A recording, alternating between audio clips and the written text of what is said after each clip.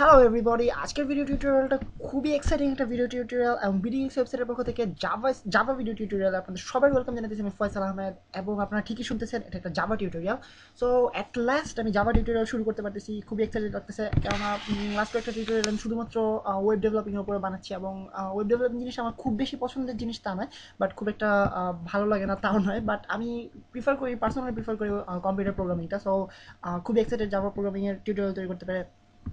And আপনারা যারা Java Java tutorial শুরু করতে যাচ্ছেন আজকে নতুন করে একেবারে বিগিনিং লেভেল থেকে, তাদের সবার জন্য বলতেছি যে আমি সর্বোত্তম চেষ্টা করবো যেন আপনাদের জন্য একেবারে সবচেয়ে সহজ ওয়েতে, সবচেয়ে ইজিয়েস্ট ওয়েতে আপনাদের কাছে এক্সপ্লেন করতে পারি ব্যাপারগুলো। কেননা জাভা একটু কমপ্লিকেটেড টাইপের একটা প্রোগ্রামিং ল্যাঙ্গুয়েজ এবং অনেকখানি হাই লেভেলের language, but I mean high level language না, এটা medium level language, but I mean এর স্ট্রাকচারটা অনেকখানি হায়ার লেভেলের। আই মিন একটু ভাবতে হয়, চিন্তা ভাবনা করতে হয় ব্যাপারগুলো নিয়ে।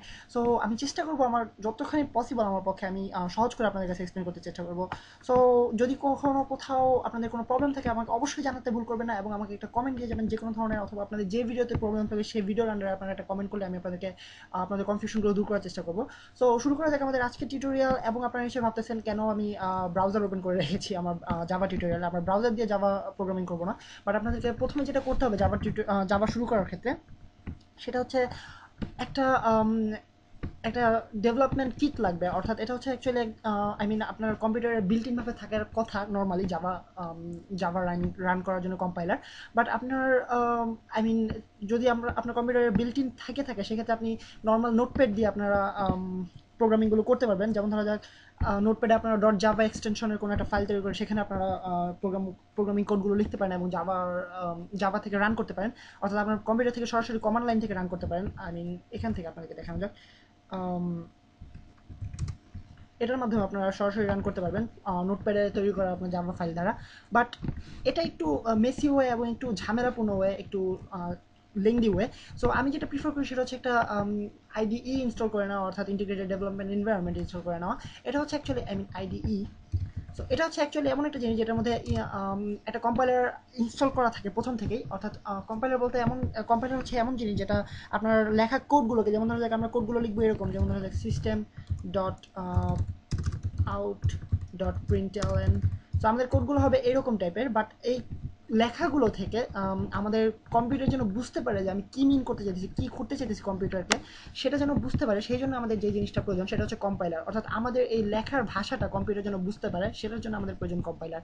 সো ইন্টিগ্রেটেড ডেভেলপমেন্ট এনভায়রনমেন্টের কাজটা হচ্ছে একটা কম্পাইলার ইনস্টল করা এবং একটা এডিটর ইনস্টল করা, একসাথে ইনস্টল করে দেওয়া। সো জাভার জন্য বেস্ট এবং ওয়ার্ল্ড ওয়াইড সবচেয়ে বেশি ইউজড আইডিই হচ্ছে এক্লিপস। এক্লিপস।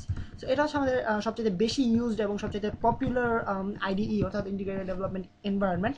সো এটার মাধ্যমে আমরা আমাদের জাভার প্রোগ্রামিং করবো এবং জাভার প্রোগ্রামগুলোকে রান করবো, আমাদের লেখা কোডগুলোকে রান করবো। সো দেখা যাক কীভাবে আমরা আপনাদের সবার কম্পিউটারে এক্লিপস ইনস্টল করা আছে এরকম আমি ধরে নিচ্ছি না। সো আপনাদেরকে এক্লিপস ডাউনলোড করতে হবে, এই জন্য আপনাদেরকে যেতে হবে eclipse.org নামের ওয়েবসাইটে।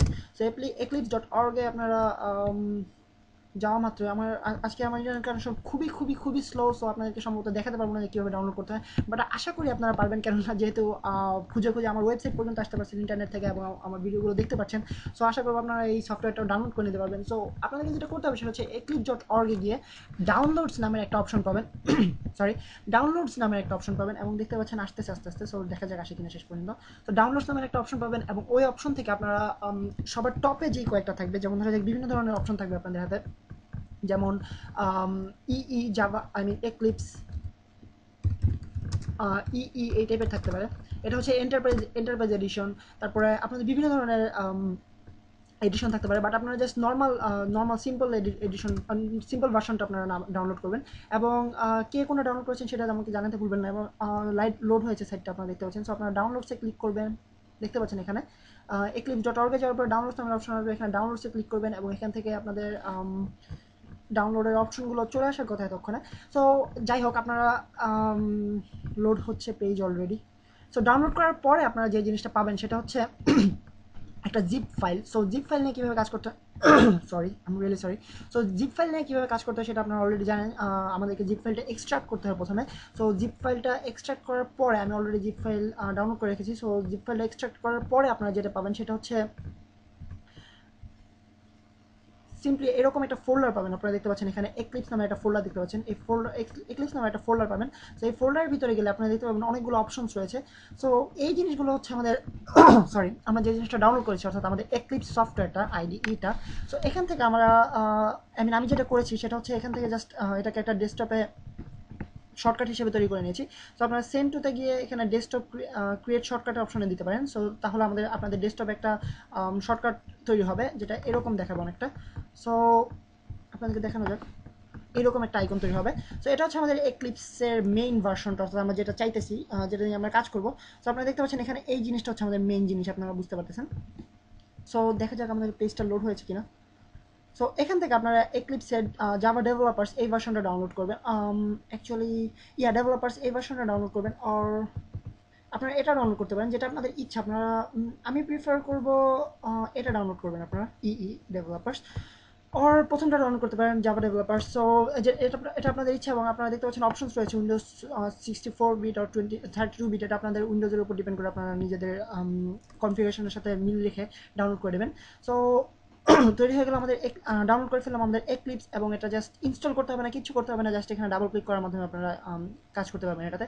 সো আমি ডেস্কটপে এটা শর্টকাট তৈরি করেছি, এবং ডেস্কটপের শর্টকাটটাতে ডাবল ক্লিক করলে আপনারা দেখতে পাবেন আমাদের এক্লিপস সফটওয়্যারটা অন হবে, অর্থাৎ আইডিইটা অন হবে। সো এক্লিপস একটু হিউজ টাইপের সফটওয়্যার, সো একটু টাইম নেয় অন হতে, এবং আমার কম্পিউটারটা মোটামুটি স্লো হয়ে গেছে। সো এখন একটু বেশি টাইম নিচ্ছে। সো এটা হচ্ছে আমাদের এক্লিপস, আপনারা দেখতে পাচ্ছেন আমাদের অ্যাকচুয়াল আইডিই, যেটা নিয়ে আমরা কাজ করব, যেটাতে আমরা জাভা প্রোগ্রামিং করব। অ্যান্ড জাভা প্রোগ্রামিং ক্ষেত্রে আপনাদেরকে যেটা করতে হবে, জাভার এটার মাধ্যমে এক্লিপসের মাধ্যমে আপনারা অনেক ধরনের প্রোগ্রামিং করতে পারেন। যেমন ধরা যাক অ্যান্ড্রয়েড ডেভেলপিং, C++ প্রোগ্রামিং, অথবা পিএইচপি প্রোগ্রামিং, অথবা আই মিন অনেক ধরনের প্রোগ্রামিং করা যায়। আপনারা একটু গুতাগুতি করলে দেখতে পাবেন যে এটার কত ধরনের কাজ রয়েছে। বাট আমাদের যেটা দরকার হবে সেটা হচ্ছে জাভা। সো আপনারা জাভা প্রোগ্রামিং শুরু করতে হলে প্রথমে যেটা করতে হবে, এক্লিপস ওপেন করার পরে just simply file, new Java project, new Java প্রজেক্টে ক্লিক করবেন।